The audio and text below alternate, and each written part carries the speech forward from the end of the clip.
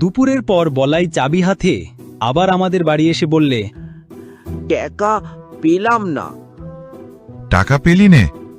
কোথায় গেল অতগুলো টাকা? ইঁদুরে বাঁদরে নিয়ে কোথায় ফেলেছে বাবা। অঘোর ঘোষের বাড়ির দিকে বাঁশঝাড়টা কাটিয়ে দেন, ওই বাঁশঝাড় থেকে ইঁদুর বাঁদর আসে। বটে। তা মুই যাই। কোথায় যাবি? মুই কালোপুরে চলে যাই, ভগ্নিপতির বাড়ি গিয়েই থাকবো। এখানে একা, ঘর থেকে কেরা রাঁধবে, কেরা বাড়বে। মা মরে গেল, দুটো রাঁধা ভাতের জন্য কার ধরে যাব? বুঝলাম। তোকে কোনো নগদ টাকা দিয়েছিল তোর মা?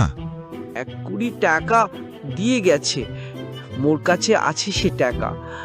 মুই তেলে ভাজা খাবার কিনে খাই হাটে হাটে। আচ্ছা, তুই একবার মাসখানেক পরে আসবি, দেখি তোর মায়ের টাকার যদি কোনো সন্ধান করতে পারি, বুঝলি?